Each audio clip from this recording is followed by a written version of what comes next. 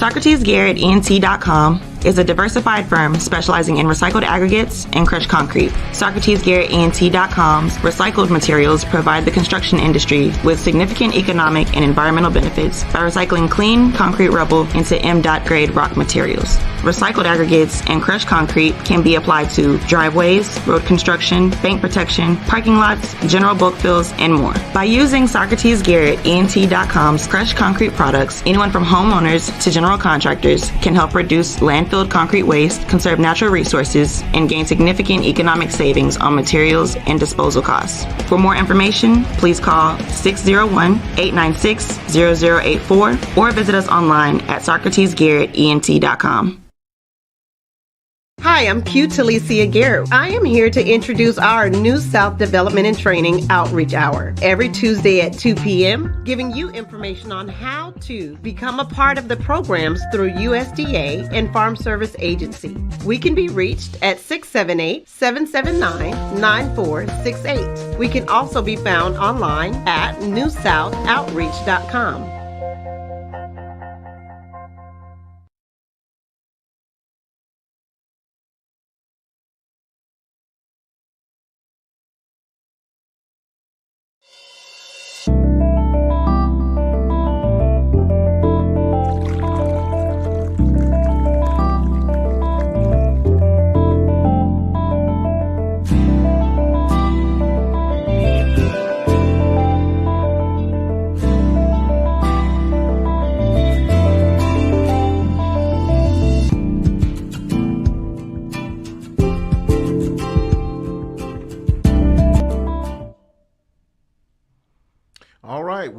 We're back here with Working Together, and we appreciate everybody tuning in.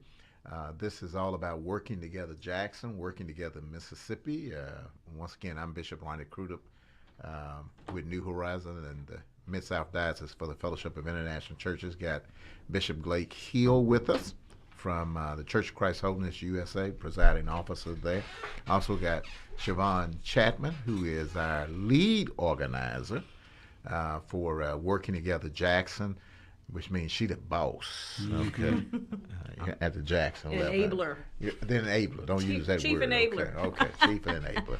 What's your title? What title should we use for you? I'm a lead organizer with Working Together Jackson, but essentially I'm a coach. It's a support So I should call function. you Coach Chapman. That would actually be All right. Well, there we more go. maybe productive or helpful to some. Yep, because I'm not an executive director. Right. I'm a coach.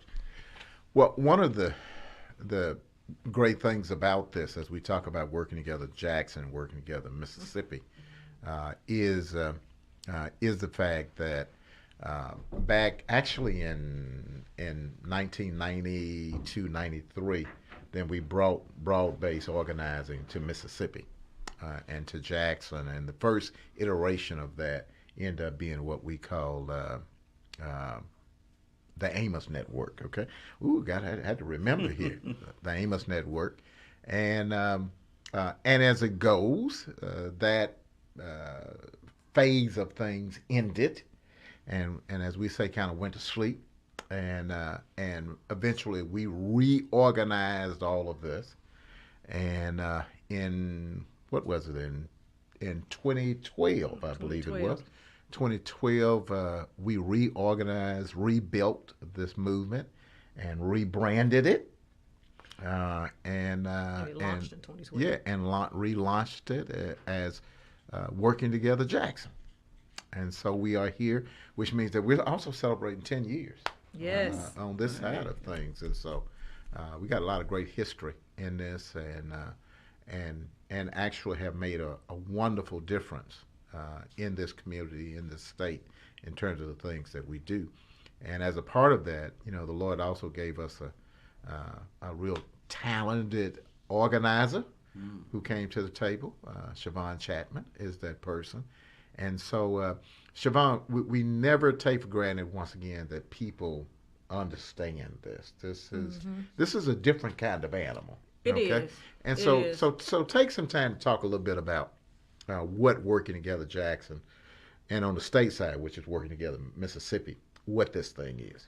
Right. What you said in terms of being a different kind of animal is true. And so I mean, even for myself, who came to the work with prior work in the community. I talked about my community work with my grandmother, campaign work, civic work, but broad-based organizing, which is similar and adopts from even movement work. We talk about the civil rights movement, the deep organizing that went into the moments that are oftentimes referenced. There was really a lot of deep organizing work that took place then that the same approach we utilize here in broad-based. And so Working Together Jackson is a broad-based organization. It is a part of a network called the Industrial Areas Foundation. The Industrial Areas Foundation, IAF, is the oldest organizer training network in the country. And what we have about 60 broad-based organizations in the United States and maybe a half a dozen abroad. And so in 80 years, what has happened is that through thorough reflection upon very intentional action, we've developed a methodology that is iterative, in which we espouse in different communities. And so WCJ, like other broad-based, the institutions that are in a particular place invite IAF into a community, invite an organizer to come and help them get organized and really build power. Right. And power is simply the capacity to act. I know so many of us get caught up in this big word power, and it doesn't have the best connotation because our experience with power has been so bad, and so many we've been just dealt with and handed to and really had no recourse. But ultimately, we all need power and the capacity. I remember y'all talked about this in the last session, but we all need power, and so the institutions build power through the methodology and understanding of self-interest and other things that go into public life. And so what I do then is help aid in that process. Right. Well, power is critical because without power, you can't change things. I do know. And so many people, I always like to use the analogy, if you're working for some company, then the question is, do you have any power there? If you can't change anything, you don't have any power. Mm-hmm. And so you can make some suggestions. Mm-hmm. You can come to work on time. All these things like that. You can get fired. Right. But the question is, do you have any power? And so, everything is about how. And so often we know that we need something to happen. But the question is, how do you do that? How does this change come about?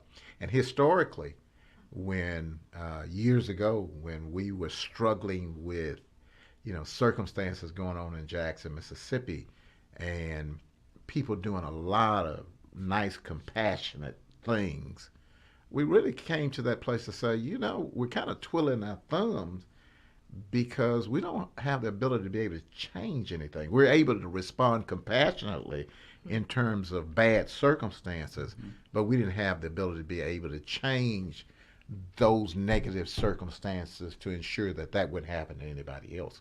And so it is through that we eventually end up inviting this organizing group, to Jackson, Mississippi, because we understood two things, that we needed to organize people for this change and we needed to organize money. And so when you talk about, really how to make change, it comes down to two things: organize people and organize money. Okay?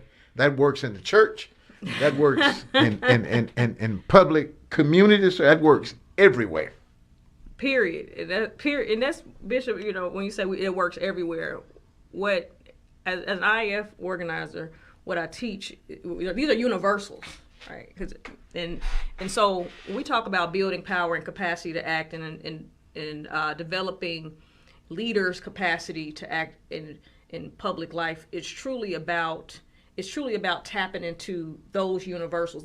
These are things that you can take anywhere, into any context, whether it's with WTJ or elsewhere, because power truly does come in two forms: organized people and organized money. Right. Organized money been whipping us for a while.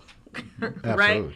And so we have to be creative, intentional, crafty, and almost all of those are important, but equally as important, we have to be together. Right. We have to be together. And you teach it. And I think that's critically important for people to know that Siobhan's job as an organizer is actually kind of, it's that education point is that you teach. Yes. It's not your job to go out here and do the work. Right. It's your job to train and facilitate, the people to do the work. And a lot of folks know that in this movement we work a lot with houses of faith, okay? With and I say it that way because certainly there are Christians involved in this, there are Jewish folks involved in this, there are Muslims involved in this. There are people who don't have any faith, Right. involved in this, okay? And so we work with all kind of groups. We've got the Medical Mall that's a part of this, Center for Justice is a part of this. We got a lot of different groups, Stupod. Stupod, Hope Community Credit Union is a part of this. And so we got different neighborhood organizations Right. that's a part of this. But just because, quote, you are a church doesn't mean you know how to bring change, particularly in community. Okay? A lot of our churches don't know how to change the community. We're in church. We've got the building itself, the church building itself, a lot of times is nice, shiny, city on a hill, but everything else around is going to hell. And so, how do we change this community? That's the point, and that's what this is about. And why we believe that churches out there that are watching and listening, people in churches that's out there watching and listening, should be interested in this and getting your church involved in this, because we teach you how to make change. And your house of worship benefits, but your community particularly benefits. Right. It's a both and that oftentimes gets missed. The work that we do with relational power building, that we do in relationship with each other, which means that I am in a relationship with Bishop Crudup, and so that does something for Bishop Crudup that's transformative for Bishop Crudup. Bishop Crudup is a relationship with me, and so that does something for me that's transformative for me, right? That's an entirely different dynamic than most people are used to. It's countercultural in some ways because a lot of times when there are issues happening in community, we feel like, we can get in a room with the quote-unquote right people or not the right people. We get a room with some people and we can talk about it and we can figure it out, and boom, that's how it goes. That's simply not how it goes. It's not sustainable change. And large-scale change is something that has to be massaged, something that's slower, more patient work that we have to undergo, that we have to go through together. And so, it's me that brings forth. It's IF and that trains and constantly develops me. It's not something Right. I tell folks I ain't make this up, right? But it's we bring the weight of the work and the history to it. Yeah, it's also relational, and because you find out, we all know that some things you can't do by yourself. Some things you don't need to do by yourself. You need to do them in relationship to other people. Okay, and we say this all the time. We're so much better together. And Bishop Hill was talking about this a little earlier, and I'm excited about us and our work together. In this bigger community thing, but also our work together in terms of our groups and our churches and things like that. But that's that relational dimension, and you've come to this, Bishop Hill. Not too long ago, you got it. Why did you get involved in this kind of thing? So that's a question, and people even within my own denomination ask that question. Why are we even in? Because it's non-traditional. It's not traditional for us. That's not something we've done before, and for many of our leaders, it is kind of a twisting arm, because it's just not. It's a lack of comfort, a lack of teaching to it. Our church is located near yours, Highway 80 and 8.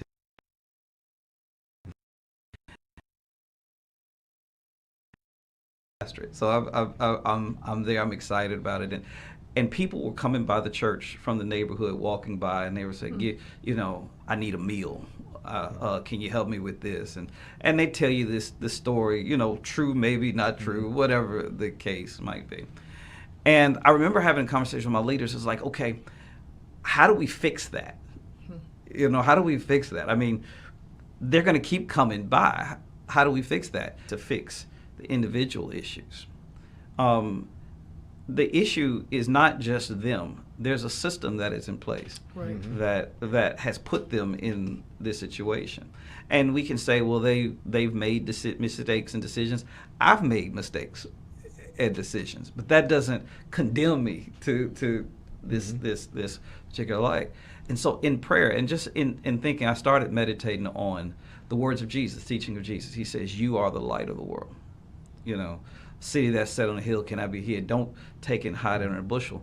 This is the challenge I give my leaders. And for those of you who are at churches, they're wondering, why would I get involved in this? Let me give you a challenge to this. Jesus says you.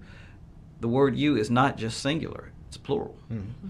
He was talking to a diverse group of people that were sitting out. Everybody, he says, you all collectively are one light of the world. Now, we can look at it individually, we can look at it as a group, but Jesus, I think, was speaking of both of them.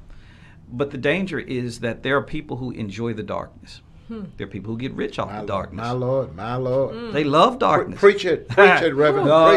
Preach it. They love darkness. And so when they see light come up, their goal now is to blow out the light, because light always is going to be darkness. It's a science principle that darkness is the absence of light. So therefore darkness can't fight against light. If light's there, it by definition is voided. Right. And so as long Jesus says you are the stronger, if you collectively are light, then darkness has to flee. But those that like darkness are going to always be trying to work hard to blow out. That's why you get divisions and fights to get me to put my light under a bushel.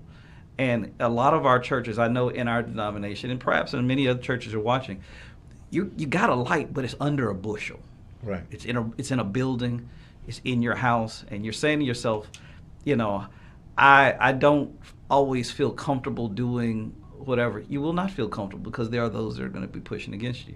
But the strength of it is, as Jesus was talking, he didn't talk to an individual, he's talking to the whole group. If everybody is light, then there is strength in that number, and those that love the darkness have to flee, have to go away. So I've enjoyed, like I said, working and meeting different people, different organizations within it, and we don't agree on many of our faith initiatives. Right. We don't always agree on some of the concepts and the methodologies by which we're doing that. That's okay. That's not working at together, Mississippi, and working at Jackson is not about uniformity. Right. We don't always have to agree on those things, but it's at least an acknowledgement of people of different faiths, of different beliefs. We can once all the fire is out, we can argue about theology later on. But it's us getting together saying there's some things we agree on. Well, and it's community change. Yes. It's about the streets that we ride on, right? Together, the sewer systems that work, the water, in our community, various services that we get that affects all of us in the community, because it's about infrastructure, okay? Absolutely. And so we don't ask people to not be who they are when they come to this, okay? We encourage folks, be exactly who you are. You don't have to give up being who you are, but you recognize that this diversity brings another level of strength to you to be able to make the change. When you were just talking about from the scripture in terms about the passage, don't put your light under a bushel. What a reality is that the forces that be have put our light under a bushel. Absolutely. Okay? And so we're talking about, through working together, Jackson, working together, Mississippi, let us come and help you be able to lift that bushel off of you, right? So that you can be more effective in this community by letting your light shine. How you can do that more effectively and benefit the community will benefit. Also, your various congregation will benefit. Absolutely. I mean, we say institutional problems require institutional responses. And ultimately, in fact, to your point about what must take place for an institution, you talk about the light of the world and what Jesus calls us to do. It's a part of the mission. It's a part of the mission of the institution. Right? Mm-hmm. I say as an organizer, come to us if you feel that your mission compels you to do so. That your mission compels you to show up in the world, show up in the community in a certain way. And that's what I gather a lot of times. But frankly, it does take a certain amount of, what I've seen, it takes a certain amount of humility to be able to say, hey, I don't have it all on my own. I don't, and none of us do. None of us do, none of us can, none of us will. That's just not how we're built as humans. We are social beings, and we are intended to be in authentic relationships. And I think this is where the strength of coming together around our common goals is what's really important, because we frame the work that we do in terms of interest, self-interest, and we're extremely nonpartisan. So we don't operate in Republican, Democrat, left, right, conservative, liberal, right? This is about, hey, what experiences do you have? What how has your back been placed up against the wall? That really what's in your gut that makes you want to do this? What's in your individual gut, right? What's in your institutional gut that compels you to be? And when we let that drive it, we don't go off into these other things because that tribalism tends to set in, and that's how we're able to have this kind of diversity, because we frame it strictly in terms of, hey, what are your experiences? What are your perspectives as you?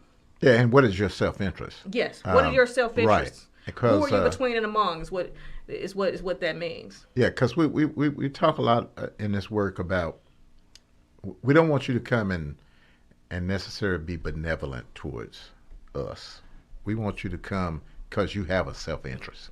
Right. Because if you come because I'm going to do a good for you poor folk, whatever, okay, then you know what? You're not going to be at the table long, because you're going to get tired of giving, of being involved, particularly when it ain't as comfortable, okay? That's not your group. They don't speak your language. They don't eat the same kind of food you eat, all these kind of things like that. I don't know those folks, Right. In fact, that may be the people I've been preaching about. But every one of us has a self-interest. And, you said something a little earlier too, Siobhan, that's critical. The more, quote, seemingly success that you have, because, people know New Horizons a big church, okay? Right. And people ask me, why you do that? Well, I tell folks, the way New Horizon got big was through humility. Not through necessary strength. Strength comes through humility. I understand what we don't know. I understand what we can't do by ourselves. I understand our need for help. And so, I've gotten New Horizon involved in things because kind of like you, Bishop Hill, people ask me things. They still ask me, why are we doing that? Why are we spending the church's money? Okay. As if it's the church's money. Yeah. Why are we doing this or that? Why are we working with them folk? These kind of things like that. Because we need them folk. They need us. We need them. Okay. And together, what's the word?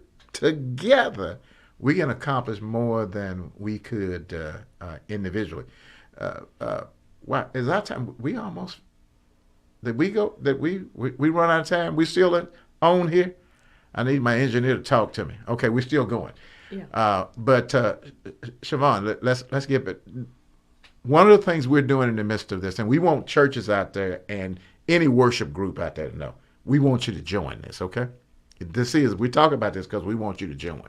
Okay, if you need a little bit more information, then Siobhan or I or Bishop Hill certainly will get with you about that and explain how you and your group, okay, maybe your neighborhood association, okay, because y'all having a heck of a time in your community and you need some help. Y'all got to organize yourself, okay, because if you waiting for other folk to come over here and save your community, it ain't going to happen, okay? And so you need that help. Then you can come to an organization like this, okay? And we can come and bring you some strength and power. Absolutely. And stand with you to help change your circumstance. And there's no better time than right now, because we're in the midst of a rebuild. Why are we rebuilding? We're rebuilding because all living things need replenishment. And if this is a different type of vehicle, which it is, and it's a living thing, this is not programmatic. There's room for it. Let me be real clear. There's room for all the good work that folks are doing. But ultimately, the work of organizing, truly, there's an energy, there's a flexibility. There's so much that goes on, and action over time tends to just kind of thin out a base. Mm-hmm. And so all broad-based organizations rebuild, go to an intense period of rebuilding every 5 to 7 years. WTJ long overdue. We at 10, so we having to take a real deep dive. So we're always doing the relational work of one-on-one meetings and relational meetings. That's how we get to a collective agenda, where we're figuring out our self-interest, building trust with each other. The leaders are, institutions coming together, and then there's an agenda set forth that it takes all of that into account. Let me just stick a pin right at that point. I want you to come back because I want people to hear this. So Bishop Hill, Bishop Crudup, and Siobhan don't set the agenda. I sure don't set it. Now that's what's different about this, is that the folk at the top don't set the agenda.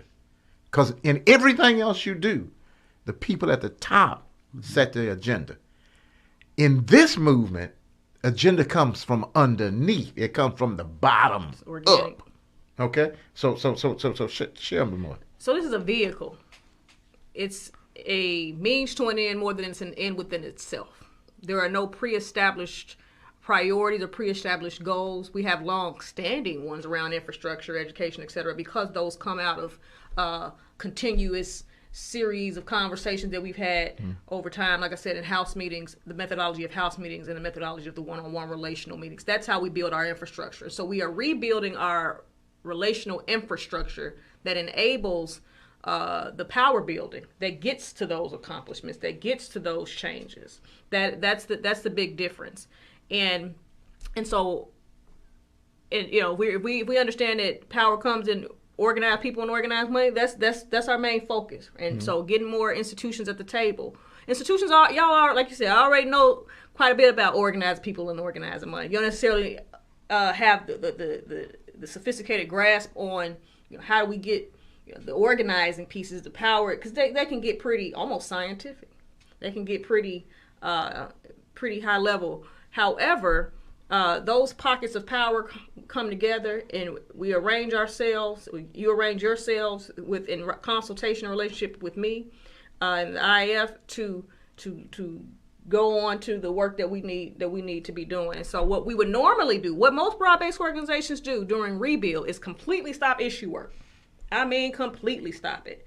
And we're able to do that, side note, but important side note, because we raise our own money.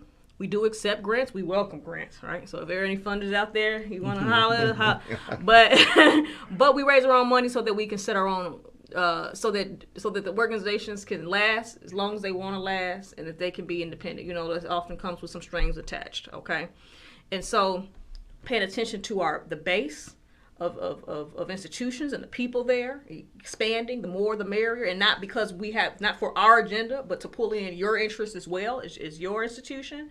And making sure the money, the hard money we call hard money, the money we raise on our own, and the grants and stuff, soft money, and really rebuilding that so that we can be more capable and prepared and more powerful.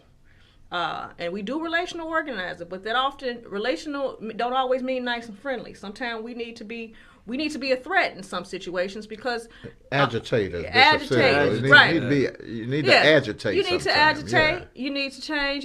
Take some stand. Yeah, you got to take a stand, and so built inherent in that is attention. Inherent in that is this understanding that WTJ needs to be calculated in these folk in power and the entities in power needs to calculate WTJ in terms of how they think about their interests and the actions they take. So this is definitely we are built to play hardball, but ultimately what we're here to do is build a vehicle that vindicates the interest of the entities within it. WTJ does not exist by itself. It's a mere abstraction, or I'd like to think of a prism from the bottom, all of your institutions, and you create something together.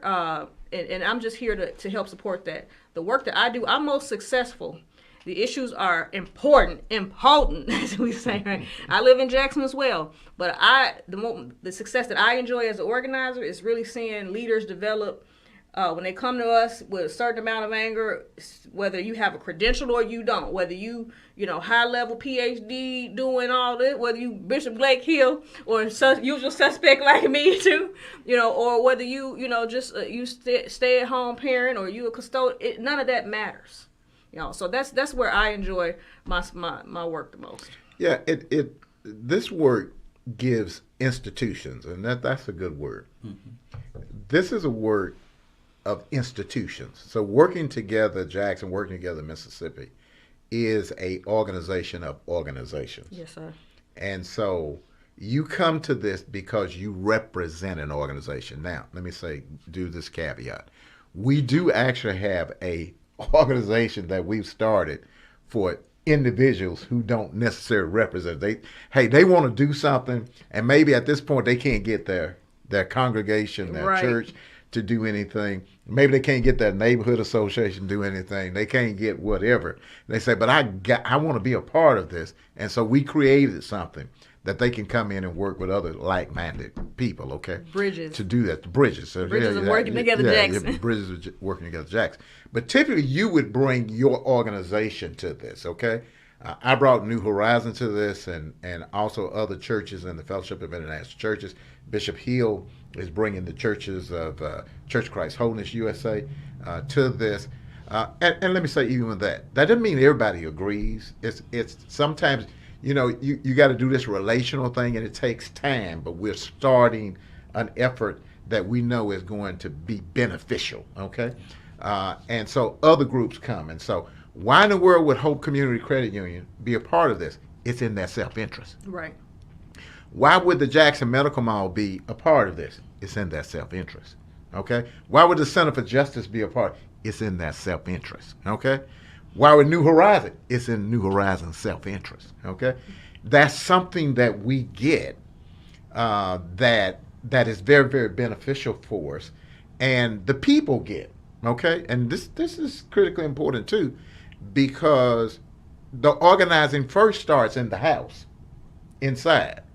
It's not about Bishop Crudup giving some ultimatums to folks. No, we start training people from the inside so that we get stronger internally to be able really then to manifest ourselves, if you will, externally, okay? Yes. To help deal with these things that we need to deal with. And so if you are out there and you're in this community, you got all of these needs, and y'all hadn't been able to change anything, you ain't changed nothing in 50 years.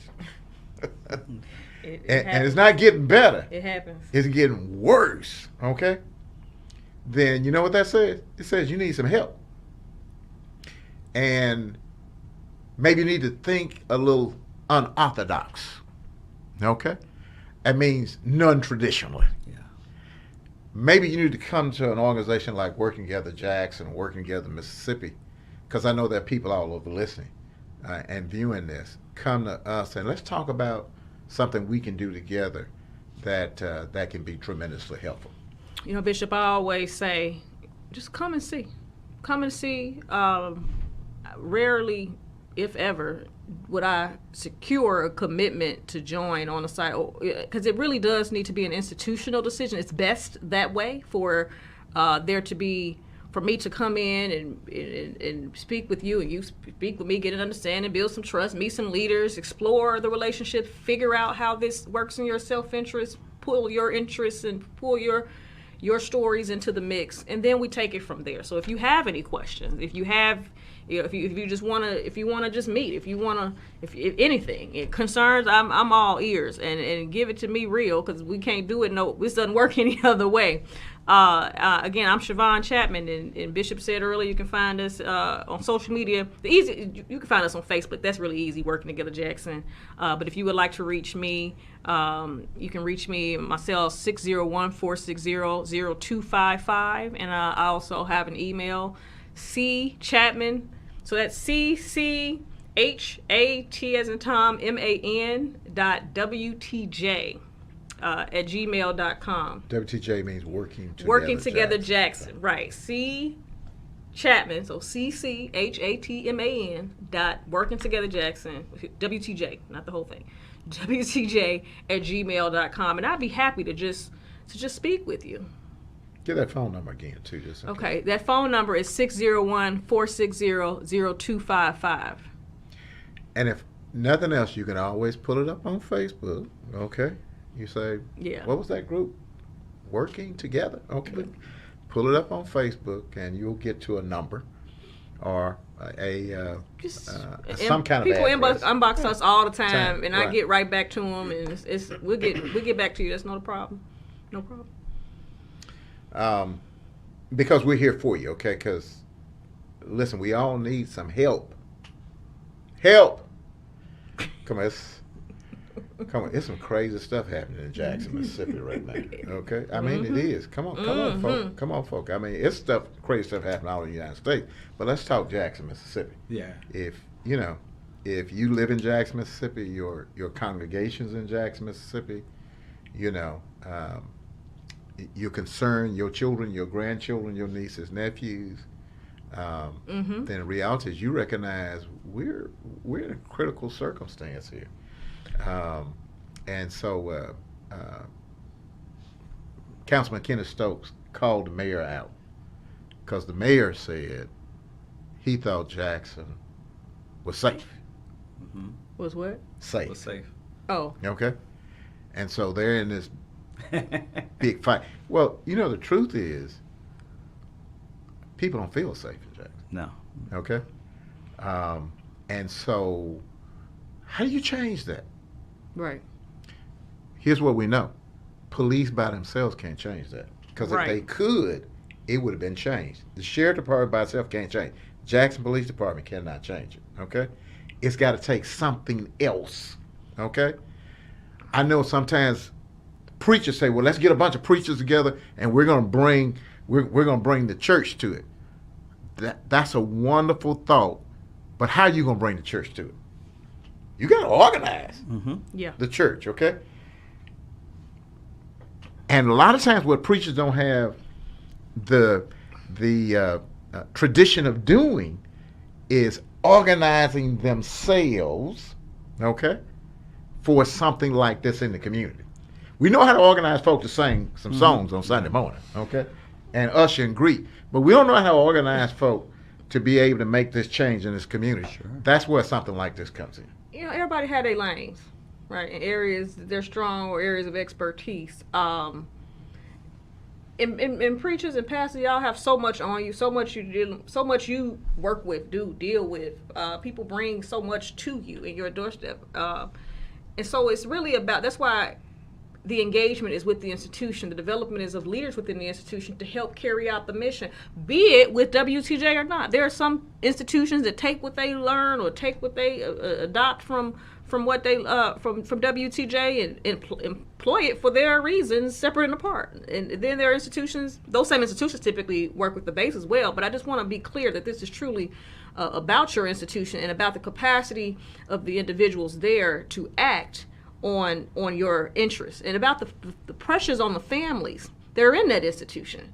Those same pressures hit those institutions, and so where are we at now, right? And so we got to come together and become stronger in relationship with each other. Those institutions do, and also within those. So there's a complexity to it. There are multiple levels, but ultimately that's what it's about. Because not only should an institution not try to take this on alone. No one person at an institution should try to take this on alone. Let me say it this way. This is a good one. This is going to be provocative. Okay, come on. I like when Bishop Crudup get provocative. Yeah. Okay, I got to go in here. In terms of what Siobhan just said. So I'm gonna use the I word. I pay some people to pray for New Horizon. I pay some people really good money to pray for New Horizon. Let me say, I want people to hear this again. I'm going somewhere with this. I pay thousands of dollars for some people to pray for New Horizon. Where does one sign up for this job? Wait. I'm thinking that's a great idea. Now, I have people who will come back and say, well, why in the world would you do that? Because I believe prayer is powerful. I believe prayer changes things, people, circumstances. That's good. That's good. And if it's that powerful, why wouldn't I spend money on it? Yeah, that's good. That's good. Need more petitioners. Okay.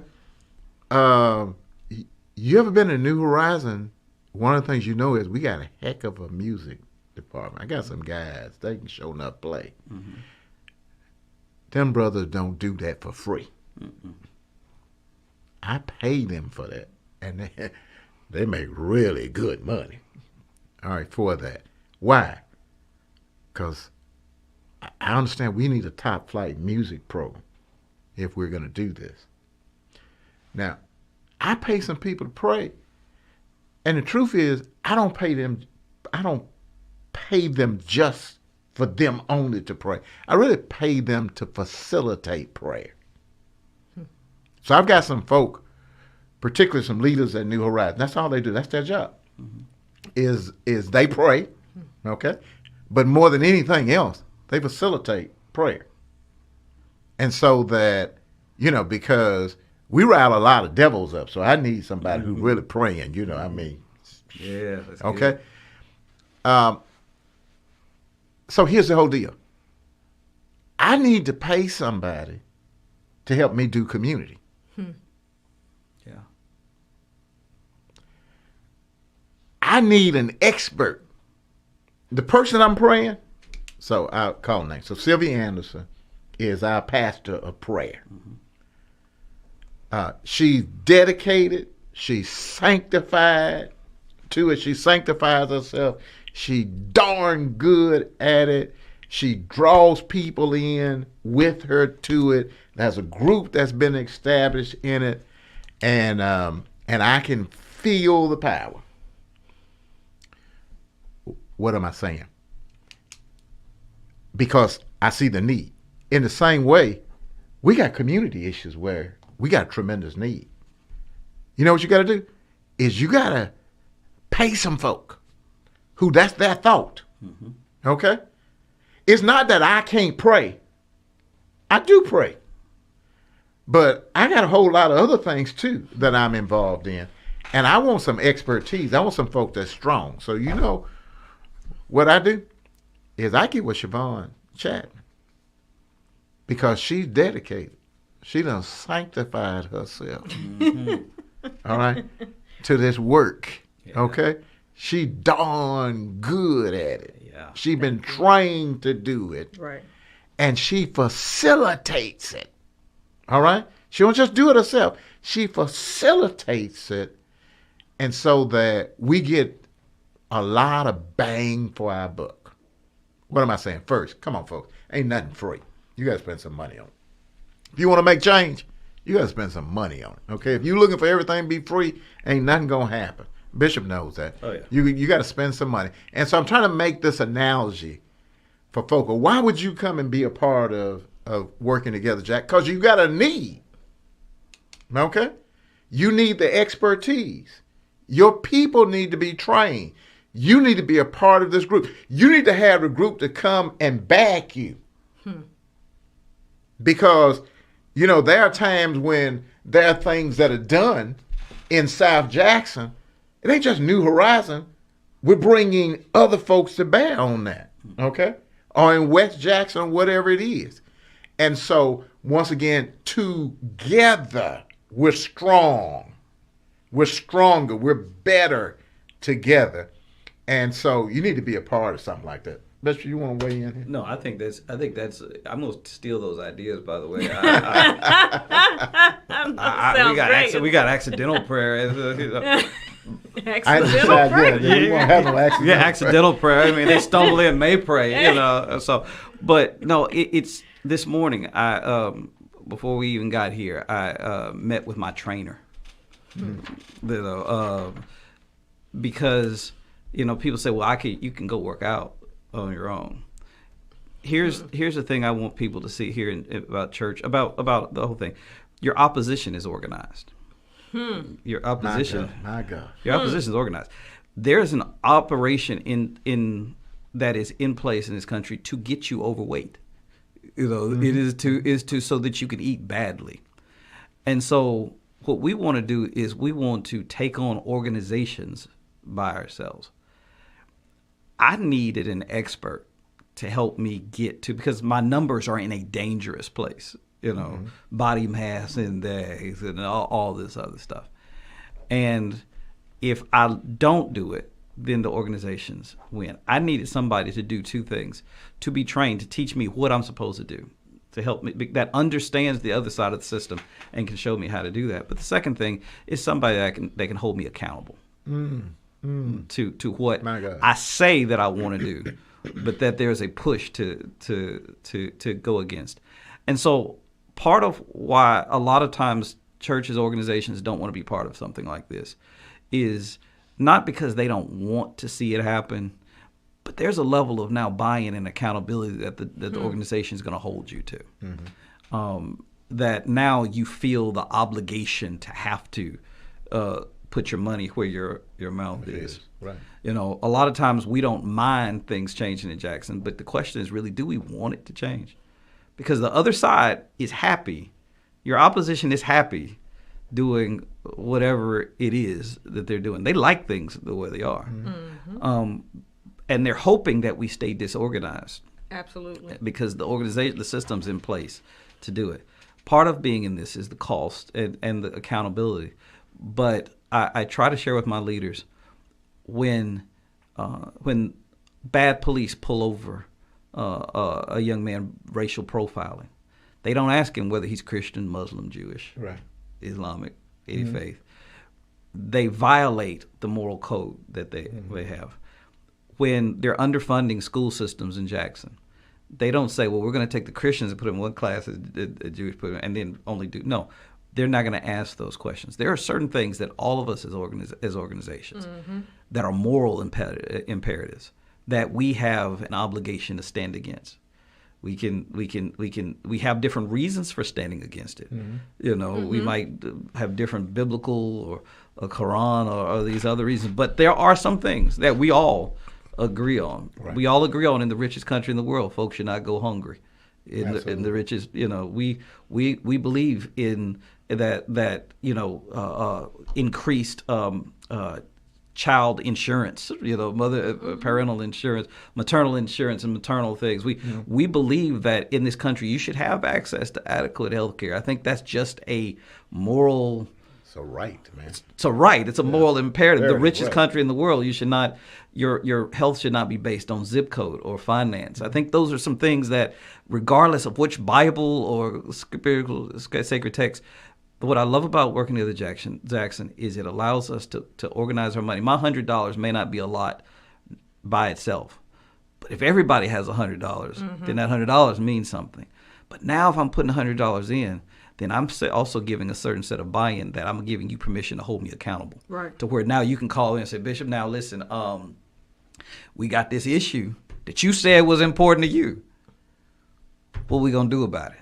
What is your organization going to do about it? Absolutely, and I really appreciate that that point in terms of an amount of money, because let me say to people out there too, because somebody I already went there and said, see, y'all all about money and it's going to cost me a whole lot of money.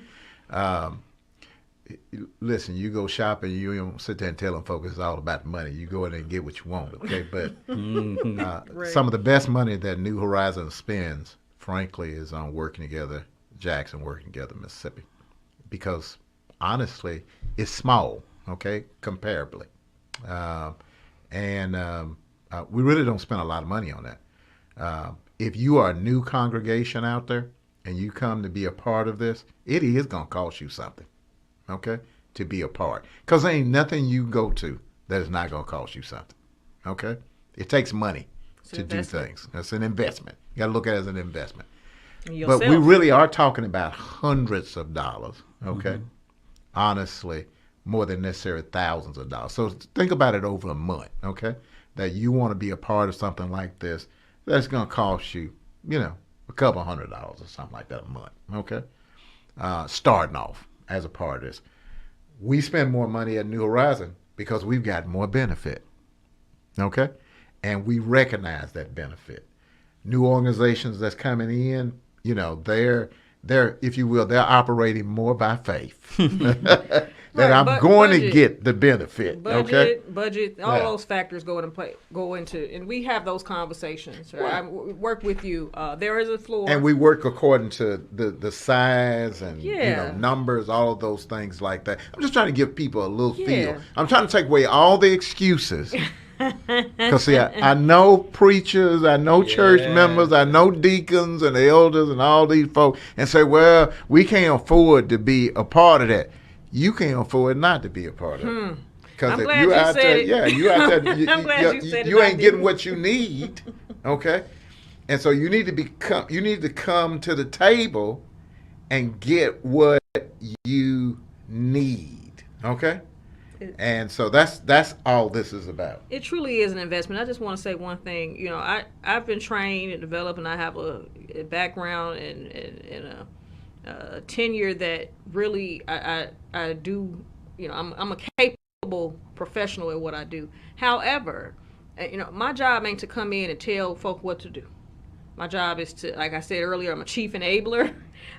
Is to impart information, get into a relationship, identify leaders and institutions that want to act, get into a relationship around your interests, and help you and develop you toward those things, you individually and you in your congregation, and then guide you along the way.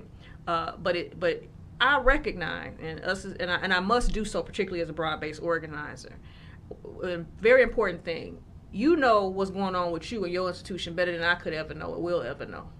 You know what's going on around your community better than I could know or will ever know. So I'm going to respect that. I'm going to respect what you, because most folk know exactly what pressures is going on. They even have an idea of, hey, how we can solve this. But there are these missing parts, missing factors, missing parties from the table. And so it's more supplemental than it is like fundamental.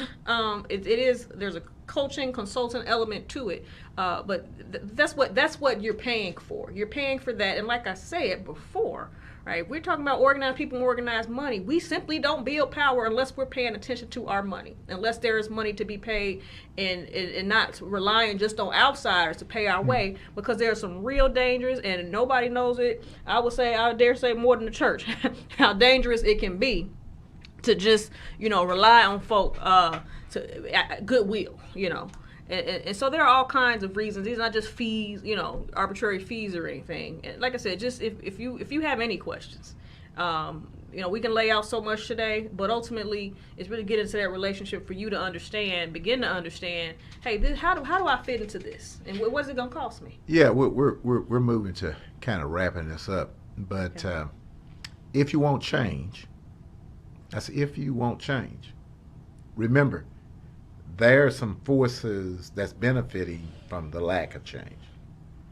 Whatever negative is that's in your community around you, that's happening. There are some, Absolutely. As Bishop said, there's some groups and forces out there that's benefiting from that. They want the status quo to stay.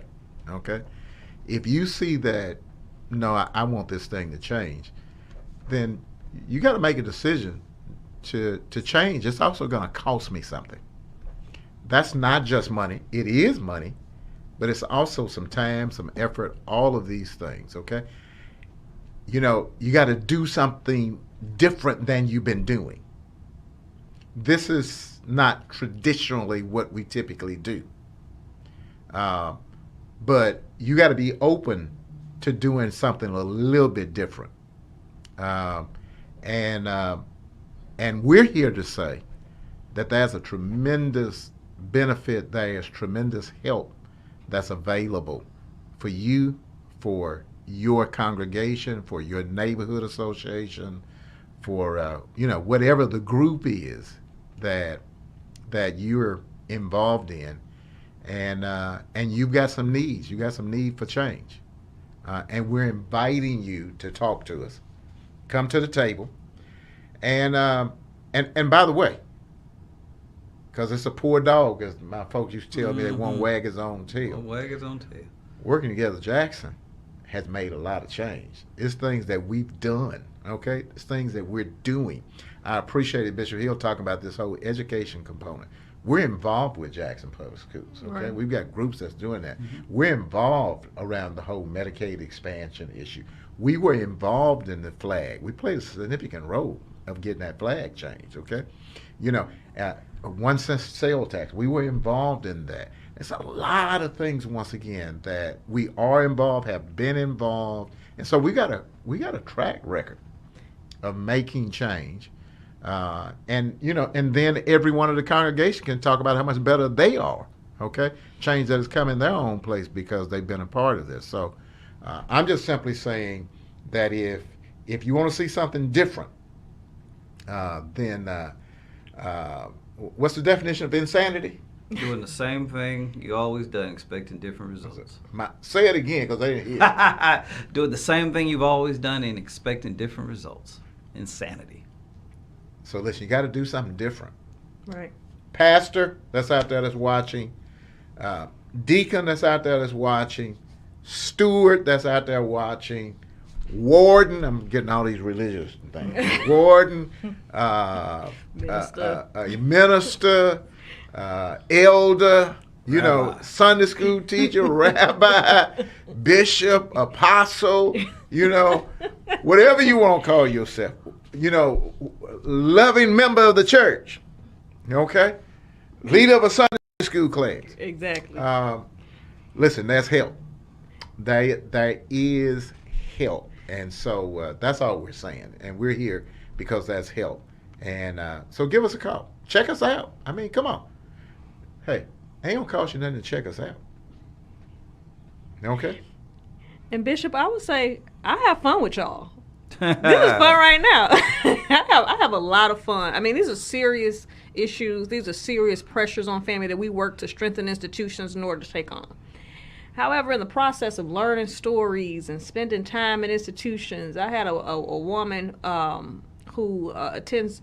We don't make any. We get straight to the point. It was a white woman who had been to one of our meetings recently, who hadn't been to a certain part of town in a long time, and not that she had any issue, but she was just like, I ain't been over here in so long, and she was just so happy to just be a part of things and we immerse ourselves with each other, and that is so much fun. That is just so much fun to me. It's like the best of so many worlds when we come together in this way, and that's one of the things I appreciate most about my job, is that we really get to mix it up and have fun in the process. Yeah, I would have never, honestly, I would have never probably met many Jewish people if I hadn't been involved in this work. No. But besides maybe somebody work with somebody that's Jewish at Sure, work or something sure. like that. But I mean, to get to know some people and, that they think the same way I do about certain kind of things. I wouldn't know as many Islamic folks, okay? As I know now if I hadn't been involved in this. I got these negative stereotypes that I've been taught about Muslims, about Jews, about them Church of Christ Holiness people. Yeah, we rough now. Yeah, about them Baptists, Yeah. them Pentecostals, them Charismatics, and in this work you find out, what they got over there at the mosque? They got people. You know what they got over there at the synagogue? They got people. Yeah. You know what they got over there with the Baptists? They got people. You know what they got at the Church of Christ Holiness USA? They got some good people. You want to know what they got? It's really about people. Now, do we agree about everything? No, we're not asking people to agree Absolutely. about everything. We're not asking people to drop once again, your doctrine or any of the things like that, that's yours, okay? So we're not trying to have uniformity in terms of things, okay? We're talking about bring your needs to the table, and let's see if we can, once again, Scripture, if we can reason together. Okay? And see if we can, organize around these things to help make the change that all of us need. And I think when that happens, it becomes valuable to you, okay? Mm-hmm. And you want that because you get strengthened. One more story, okay, because we close.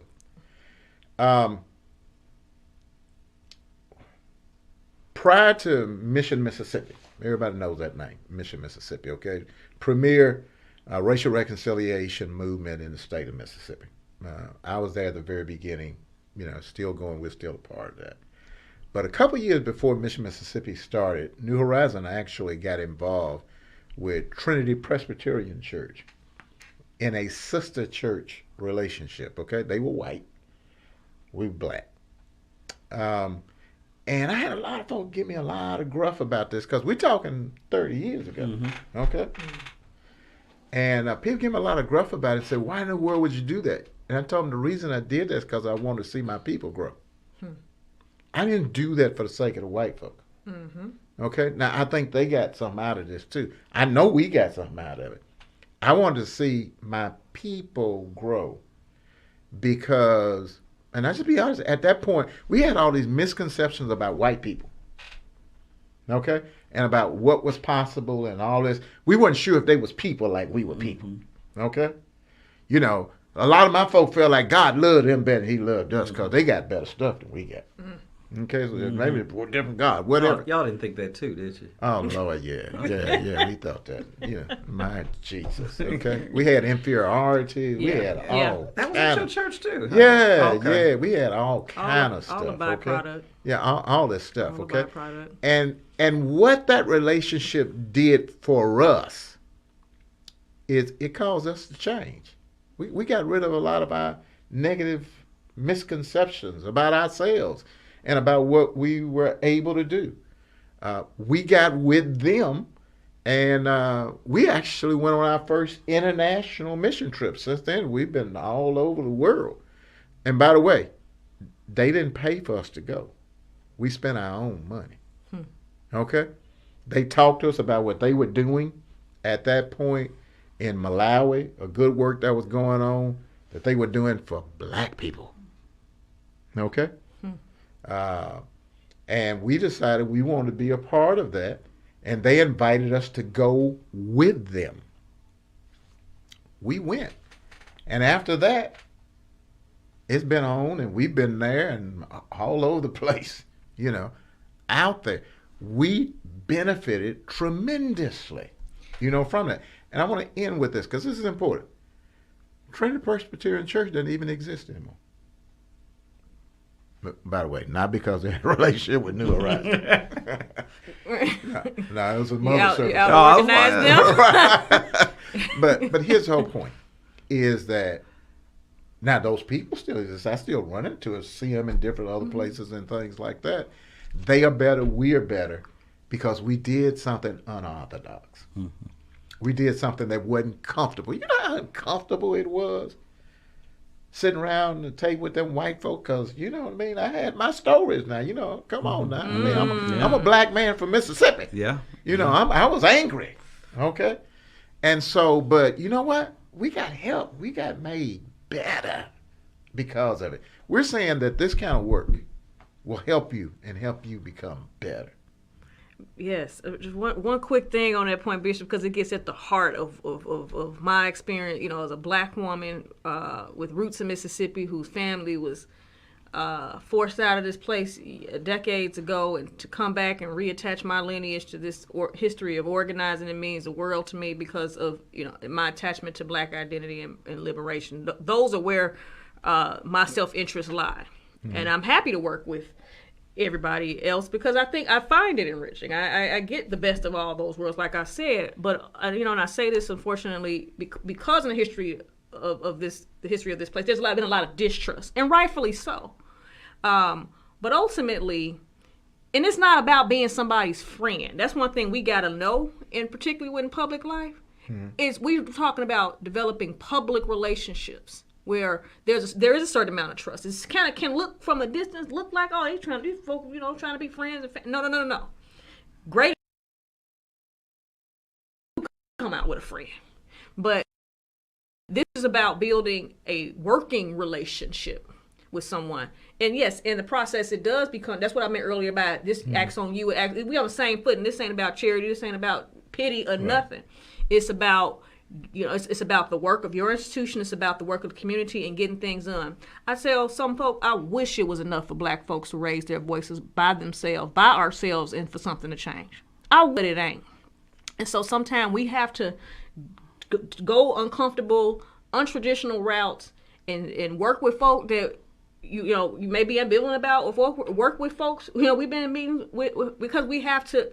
It's about power. It's about getting stuff done. And so in that spirit, then we come together, with good intentions, but a real understanding about, okay, what are we here for? This ain't we ain't got to be buddy. Yeah. Right? We got 3 minutes and we're gonna be finished. Okay, I just had to say that because they need to know. I see it so much.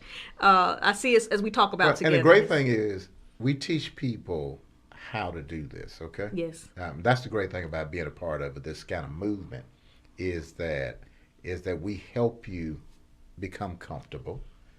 We set processes in motion. You understand boundaries, okay, and things like that. That helps you get started.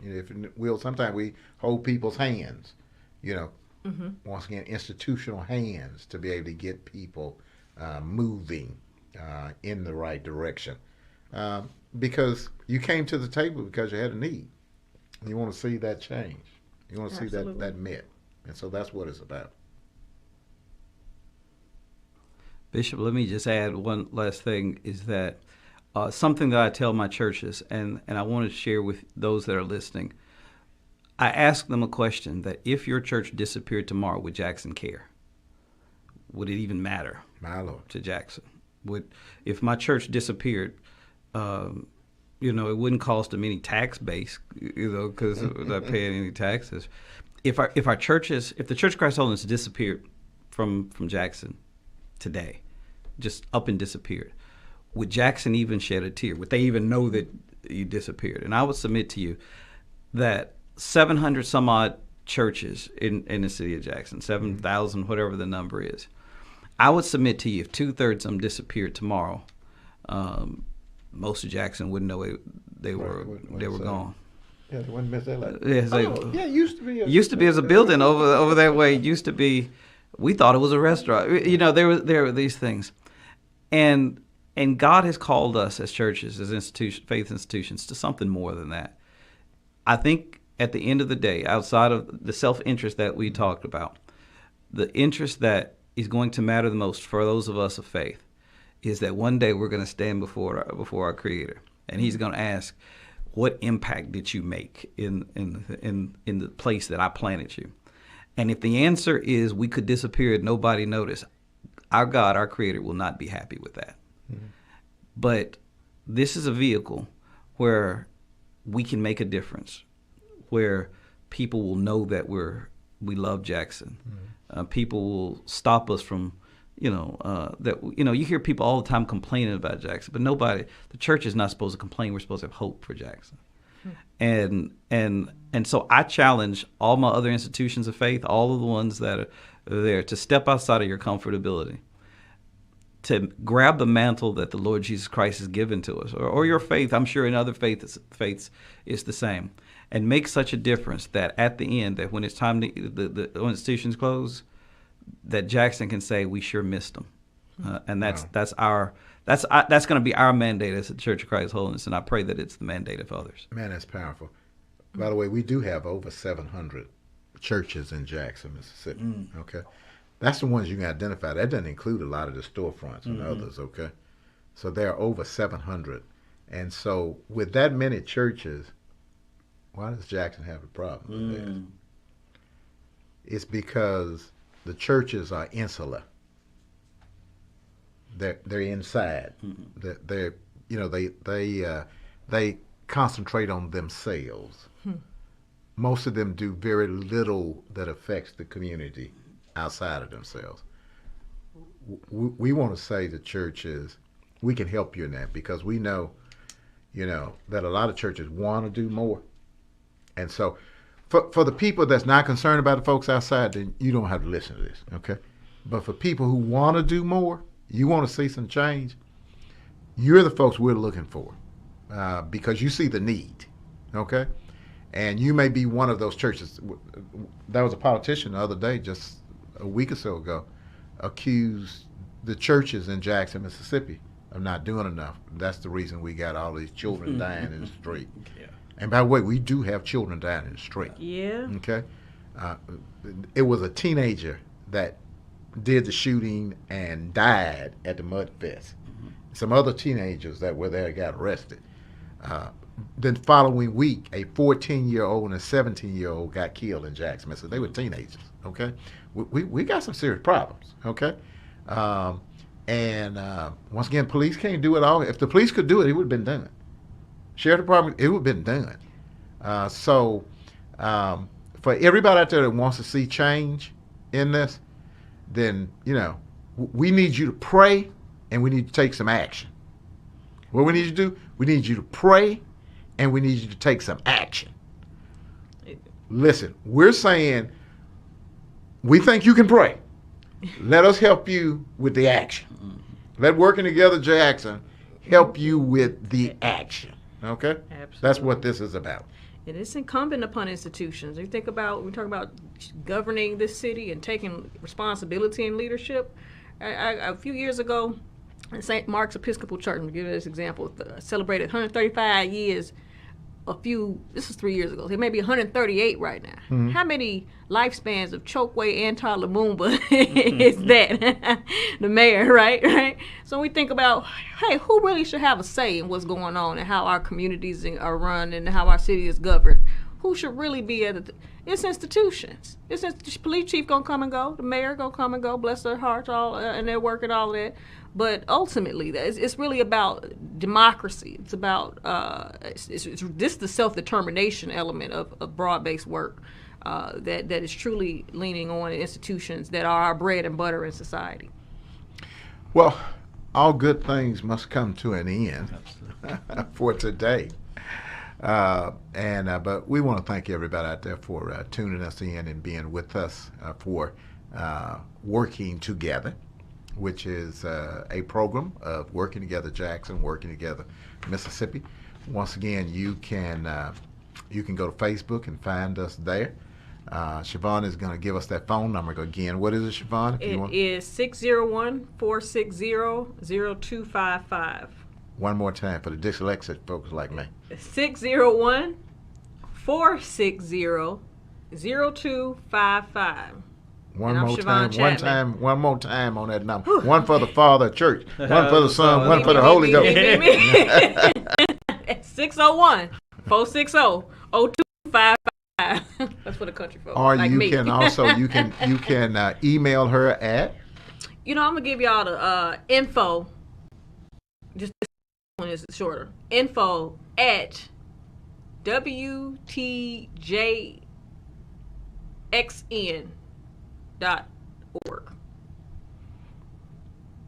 Okay, I'm gonna go back to mine. I